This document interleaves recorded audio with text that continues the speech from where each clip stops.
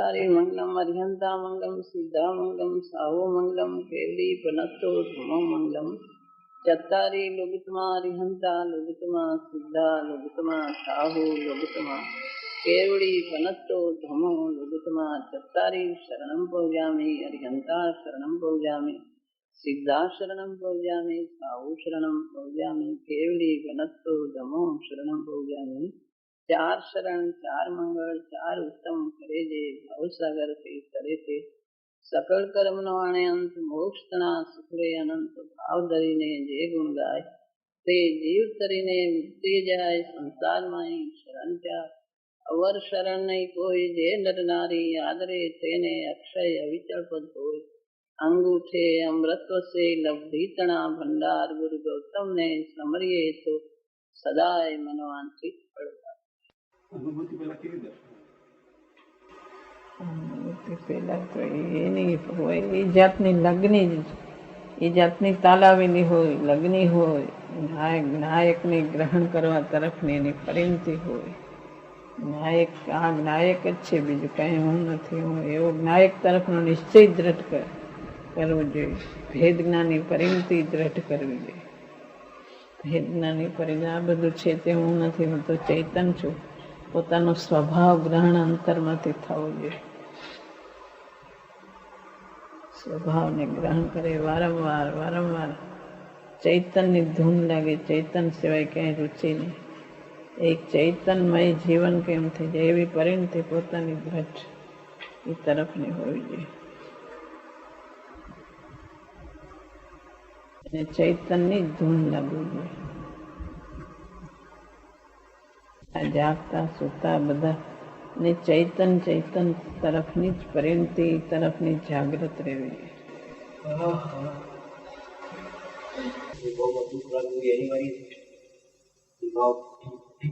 વિભાવ તરફ દુઃખ અને સ્વભાવનું ગ્રહણ એ બે સાથે સ્વભાવ તરફ પોતે ગ્રહણ કરવાનો પ્રયત્ન સ્વભાવ ગ્રહણ કરવાનો સ્વભાવમાં જ સર્વસ્વ છે એવો નિશ્ચય સ્વભાવ ગ્રહણ કરવાની એની પ્રતીતિ જોરદાર હોવી જોઈએ વિભાવ તરફ દુઃખ લાગે બે સાથે હોય છે દરેક આત્મા અને આ પ્રકારની વિધિ વિભાવ પરિણતિમાં દુઃખ લાગે અને સ્વભાવ તરફ ગ્રહણ કરવાની પરિણતિ પોતાની સ્વભાવ તરફનો નિશ્ચય અને વિભાવમાં દુઃખ વિભાવ તો આકુળતા રૂપ છે પોતાને આકુળતા લાગતી નથી એનું સ્વરૂપ ઓળખે કાં તો આકુળતા જ છે સ્વભાવ તે જ શાંતિરૂપ છે એવો નિશ્ચય પોતાને આવેલો છે વિભાવ તરફ એની પરિણતિ ટકી શકે નહીં અંતર તરફ અંતરમાં જ સુખ છે વિભાવ હોય ખરો પણ એની એકત્વ બુદ્ધિને તોડતો જાય છે સ્વભાવ તરફ વળતો જાય છે આનંદનો સ્વાદ હવે પેલા સ્વભાવની પરિણતિમાં એને આખુરતા વિદાય થઈ જાય સ્વભાવની પરિણતિ થાય ખરી પણ આ સ્વભાવ મારું નથી એવું નિશ્ચય થાય અને એને આકુળતા તો લાગે આ બધું મારો સ્વભાવ નથી એને આકુળતા તો દરેકમાં આકુળતા છે આકુળતા જ લાગે નહીં યુક્તિથી ગ્રહણ કરે પણ એને વેદનમાં એમ લાગે કે આ આકુળતા છે એમાંથી છૂટી શકતો નથી પણ એને વેદનમાં લાગે કે આ આકુળતા છે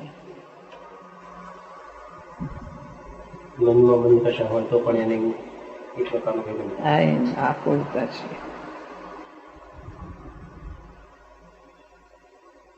ઠીક એવો સ્વભાવ કે આ આકુળતા છે ને આ સ્વભાવ છે આ વિભાગ એમ નિશ્ચય કર્યો એટલે પૂરતું નહીં પણ એને અંદર વેદનમાં પણ લાગે કે આ આકુળતા છે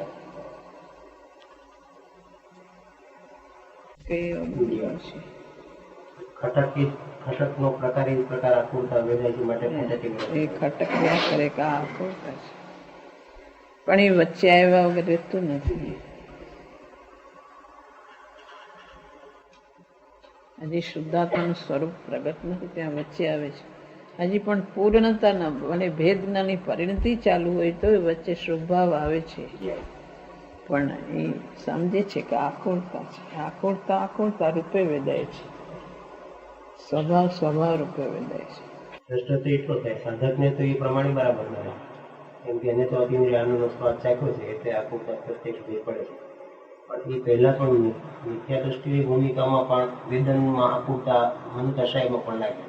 એને લાગે, એને ખટકની તીવ્રતા થઈ જાય તો એને લાગે કે આકુરતા છે, નક્કી કરે છે. એ પ્રગટ થયો નથી તો એ અંતરમાં પોતે અમુક પોતાનું વેદન ઓળખીને નક્કી કરે તો પોતાથી નક્કી કર્યું કહી શકાય કે પોતે જે આ વેદનમાં આવે છે, આ બધા પ્રવૃત્તિરૂપ ભાવો એ બધા આકુરતારૂપ છે, આ જ્ઞાન છે એ શાંતિરૂપ છે. એ અમુક પ્રકારે યુક્તિમાં લે છે, પોતાના વેદન ઉપરથી નક્કી કંઈક કરે તો એને કંઈક યથાર્થ નક્કી કર્યું કહેવાય. અધ્ધરથી નક્કી કરે તો એ કંઈ વધારે યથાર્થ નક્કી નહીં. પોતે પોતાના સ્વભાવ ઓળખીને પોતાના વેદન અંતરથી ઓળખીને નક્કી કરે તો એને કંઈ યથાર્થ નક્કી કર્યું છે. એટલે એને વેદનમાં આવે છે કે આકુરતા છે, આ સ્વભાવ જ્ઞાન છે, એ શાંતિરૂપ છે. પછી એનાથી છૂટી નથી શકતો, ભેદના ન થતો, પણ એ અમુક પ્રકારે નિશ્ચય તો કરી શકે છે. એ બધું એના પોતાના વેદનમાં પણ એને જણાઈ શકે એવું છે કે આ આકુરતા છે, આ શાંતિ છે, જ્ઞાન છે, નાયકતા છે, શાંતિ છે.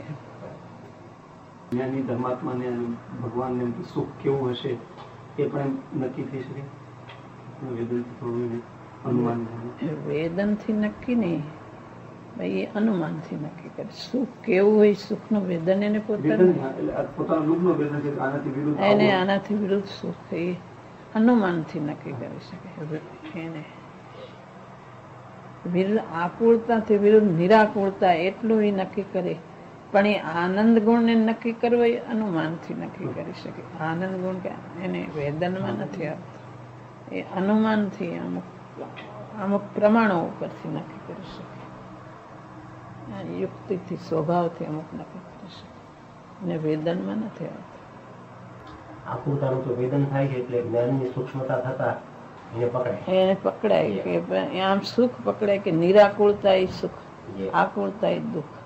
પણ એ આનંદ ગુણ છે એ એને અનુમાનથી અમુક પ્રમાણો ઉપરથી નક્કી કરે કે જીવ આનંદને ઈચ્છી રહ્યો છે, માટે આત્મામાં કાંઈ એવો આનંદ ગુણ છે કે જેને એ પોતે ઈચ્છા કરે છે, મળતું નથી. આત્મામાં એવો સ્વભાવ છે આનંદ ગુણ.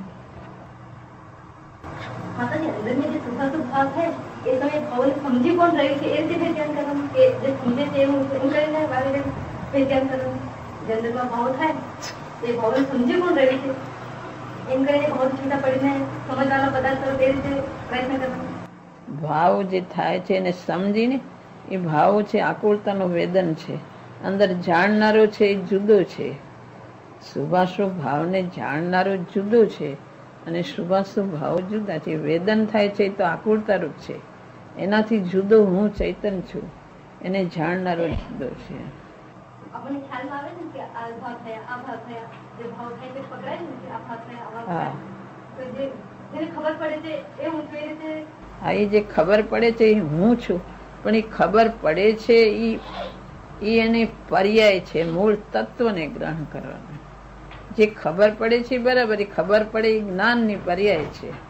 જે આ શુભાશુભ ભાવો કે આ ભાવ આવ્યો, આ ભાવ આવ્યો, આ ભાવ આવ્યો, એ બધી જ્ઞાનની પર્યાય છે.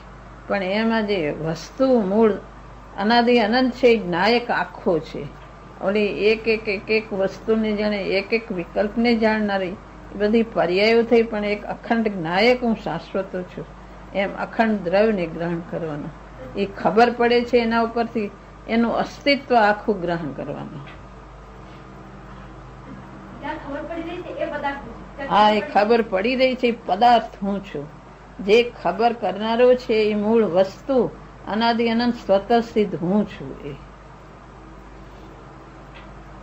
જે શુભાશુભ ભાવોને જાણનારો જે છે એ ખબર કરનારો છે એ મૂળ શાશ્વત, એનું જે અસ્તિત્વ છે એ હું છું.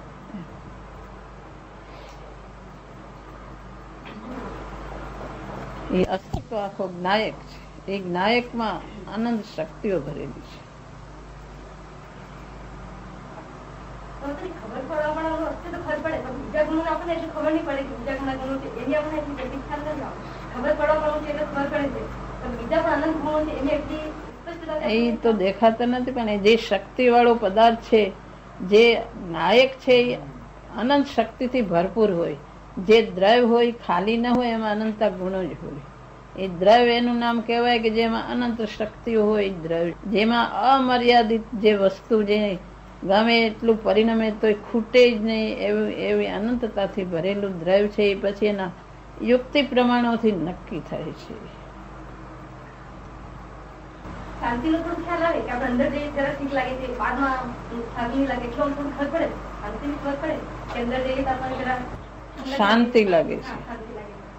પણ એ અનંતા ગુણો તો દેખાતા નથી, પણ એ અનંત શક્તિમાન પદાર્થ છે, જેમાંથી જે અનંત પર્યાય જે જ્ઞાન છે એ અધૂરું હોય નહીં. જે સ્વત જ્ઞાન પોતે સ્વતસિદ્ધ વસ્તુ છે, એ વસ્તુ અનાદિ અનંત, એ જ્ઞાનની કઈ મર્યાદા ન હોય એવું જ્ઞાન અમર્યાદિત છે. માટે અમર્યાદિત જ્ઞાન છે એ અનંત શક્તિથી ભરેલું એવું જ્ઞાન છે. એવી રીતે એમાં અસ્તિત્વ વસ્તુત્વ આદિ અનંતા ગુણો છે. એવી રીતે એમાં આનંદ ગુણ છે, એ પણ અનંતતાથી ભરેલું છે. એવી રીતે દ્રવ્ય અનંત અનંત શક્તિઓથી ભરેલું છે. એ દેખાતું નથી, વેદનમાં આવતું નથી, પણ એનું અનુમાન થઈ શકે છે. અને એ યુક્તિઓ એવી કે એ યથાર્થ હોય છે, એ પોતે નક્કી કરી શકાય છે. અસ્તિત્વને થોડું ખ્યાલ આવે અમારું ખોવાપણું છે એવું શું એ રીતે આમ થોડું ખ્યાલ આવે, અસ્તિત્વનો ખ્યાલ આવે. અસ્તિત્વ પણ એ અસ્તિત્વ અનંતતાથી ભરેલું છે એમ પોતે નક્કી કરે તો થઈ શકે એમ છે. આચાર્યો કે એને યુક્તિઓથી દલીલોથી જે અસ્તિત્વ છે એ અધૂરું ન હોય, પૂર્ણ એ અનંત સ્વભાવથી ભરેલું છે. અનાદિ અનંત જેવો છે એવો નાયક છે. દ્રષ્ટિ તો એવી કરે એની કૃતકૃત્ય દશા પૂર્ણ સાધક દર્શન આપે, પૂર્ણ પર્યાય પ્રગટી ત્યારે થાય. નહીતર અનાદિ અનંત પોતે જે દ્રષ્ટિ તો ચૈતન ઉપર પોતે જેવો છે તેવો જ છે, એમાં કઈ ફેરફાર થયો નથી. એમ દ્રવ્ય ઉપર દ્રષ્ટિ કરે એ પોતે જાણનારો છે. સાધક ભાવ પણ વ્યવહાર છે. એટલે એ રીતે પોતે કોઈનો વિભાવ કરતા નથી. અધૂરી પર્યાય જેટલો પણ પોતે નથી. અધૂરી પર્યાયો થાય એ પણ પોતાનું મૂળ સ્વરૂપ નથી. એટલે તું દ્રવ્ય ઉપર દ્રષ્ટિ કરે. ક્ષય સંભાવનો સંભાવ એ પર્યાયો પણ એ અધૂરી પર્યાયો છે. માટે તું પૂર્ણ ઉપર દ્રષ્ટિ, તું જાણનારો નાયક છે. આગળ પાછળ મેં કઈ સાંભળ્યું પણ એનો આશય છે. સાધક ભાવ પણ વ્યવહાર છે. દ્રષ્ટિ તો અખંડ હોય છે. સાધક ભાવ વચ્ચે આવ્યા વગર રહેતો નથી. સાધક ભાવ વ્યવહાર છે.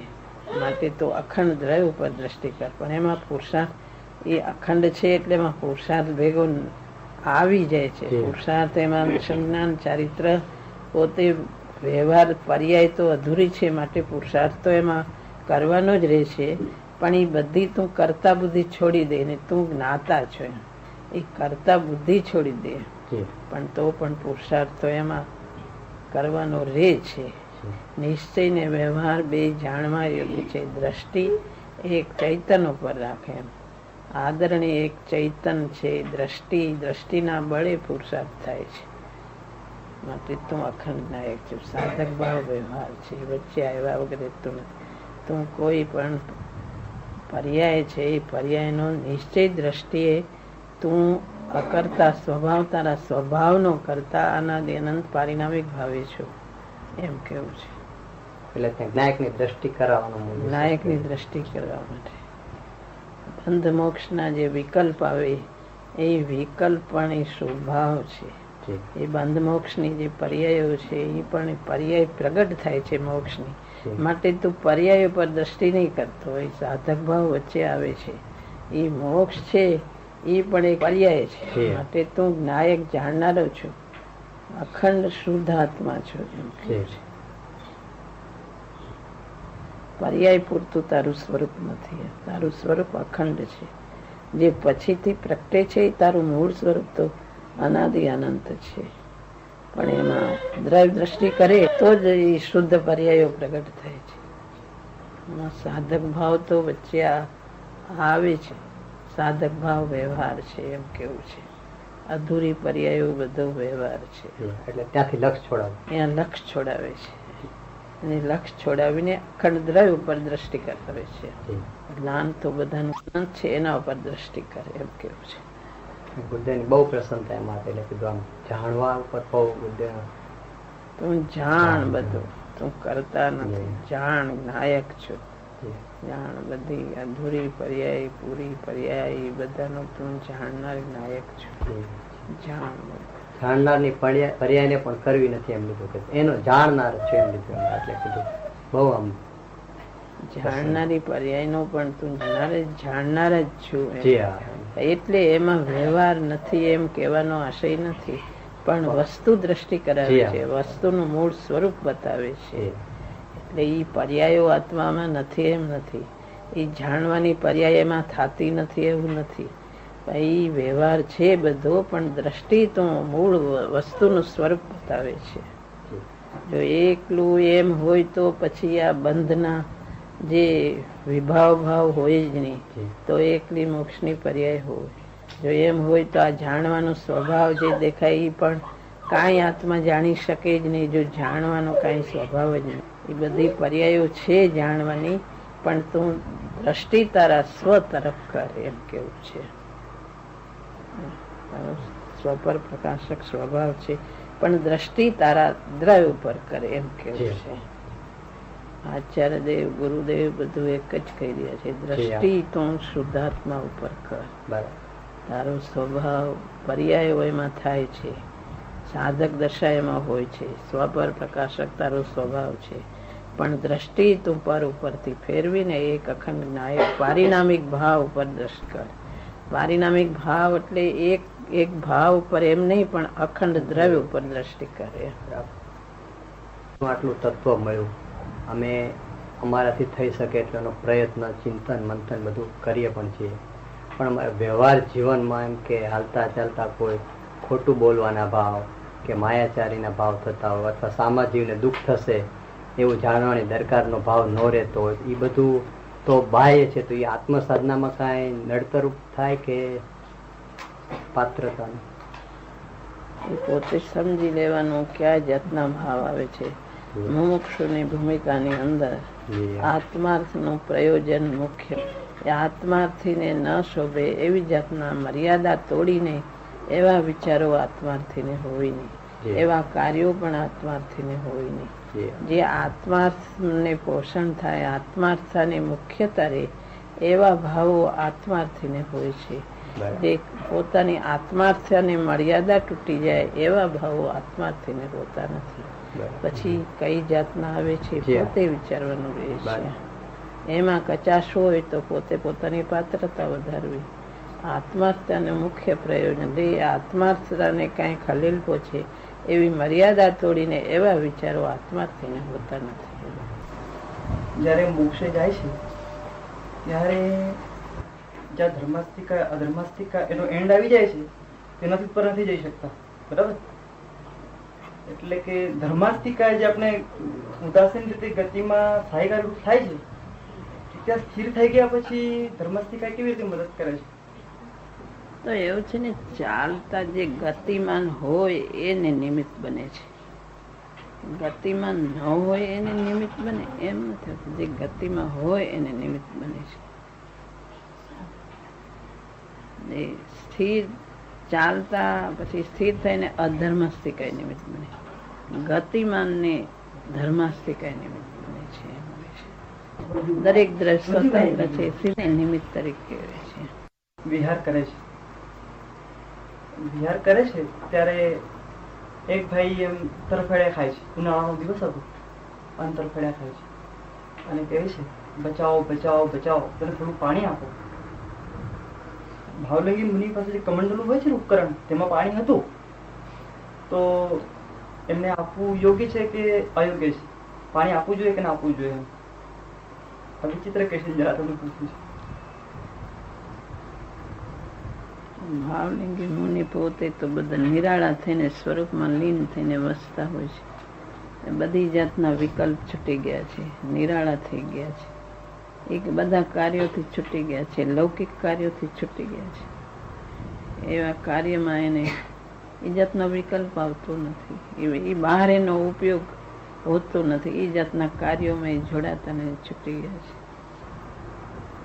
યથાર્થ મુનિ દશા છઠ્ઠે સાતમે ગુણ સ્થાને ઝૂલતા હોય છે. એવા કાર્યોથી છૂટી ગયા છે.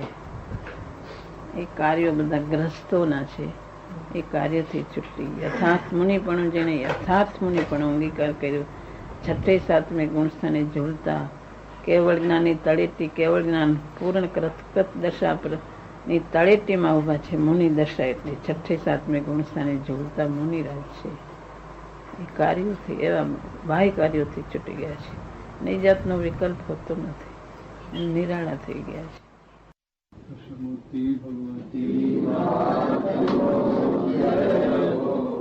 માતાજીની અમૃત વાણી